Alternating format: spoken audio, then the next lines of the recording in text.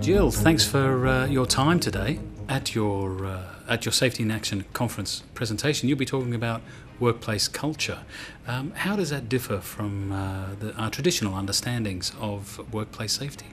Increasingly, we notice that workplace culture is incredibly important in terms of how health and safety is carried out at the workplace. Workplace culture relates to the structures and the processes that are in place in an organisation, the organisation's overall philosophy, its strategies, the values of the organisation, the way in which senior management leads the organisation, how it interacts with other levels of management and the workers in the workplace, how supervisors and workers interact. It's also about the underlying assumptions and the beliefs and the feelings of all of those people in the workplace. And I suppose it's about the way people are doing things in that particular workplace. So if that culture doesn't value health and safety, then we're unlikely to see strong management commitment to health and safety. We're unlikely to see resources being devoted to health and safety. We're less likely to see good systems in place to deal with health and safety, a lack of consultation with employees around health and safety. So for us, how you actually influence workplace culture to support health and safety is very important. WorkSafe surveys a lot of workers and managers to determine their attitudes to occupational health and safety. Of the results that you receive, have there been any surprises? The presentation that I'm giving at the SIA conference is around how we can influence supervisors to shape OHS in workplaces. And that presentation is actually based on some of the research that we've undertaken. And that research has actually given us food for thought in terms of what we as an organisation need to do in the future to shape attitudes of not just supervisors but upper management. But it also gives food for thought for particular organisations and the way that they operate. That research has revealed that there are different types of organisations out there according to the attitudes of senior management, of supervisors, and the way in which they act and behave in the workplace. So we've identified 6 different types, and what we've found is that there are 2 types in particular, where 2 types of organisations where senior management is very committed to health and safety, is prepared to spend the money on health and safety, and they're bringing the supervisors along with them. So everyone is actually committed, expresses that commitment openly and takes action. We then have around 20% of organisations that we had surveyed where people really do want to do the right thing in terms of health and safety, but they just don't know how. So they're looking for guidance. Well, we do care, but we're not sure what we should be doing.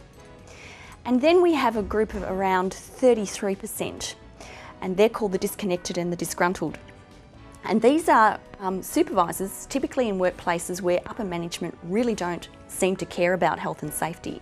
So in one group where we have the disconnected supervisor, they personally care about health and safety, but their senior management doesn't. So they find it very difficult to actually then raise issues and get them dealt with in the workplace. They don't get the support and the resources that they need. The other group, the disgruntled, basically say, well, if senior management doesn't care, why should we? And then there's a very small group that we call the paper cutters, and they're organisations that think health and safety really has nothing to do with us, and the worst thing that could happen in this workplace is that someone would get a paper cut. So that research actually helps inform our strategies in terms of our advertising, our approach to training and education, the way in which we run particular programs, and also the way in which our inspectors will deal with workplaces. With the supervisors that you've spoken with, do you think that many of them would benefit from formal occupational health and safety qualifications? We'd certainly like to see more managers and supervisors undertaking training in terms of occupational health and safety, and in fact WorkSafe itself approves 5-day training programs for health and safety reps and also for managers and supervisors. We'd see that very much as a very basic and introductory course to OHS. But as I've said before, managers and supervisors have to undertake a range of other training programs, and the focus is often very much on how you manage budgets, how you manage employees, how to deal with poor performance, those sorts of things. And we would argue that in management programs, occupational health and safety should have a much stronger place. Well, several years ago, WorkSafe CEOs and senior managers spoke with their counterparts in industry. It was fairly successful at the time.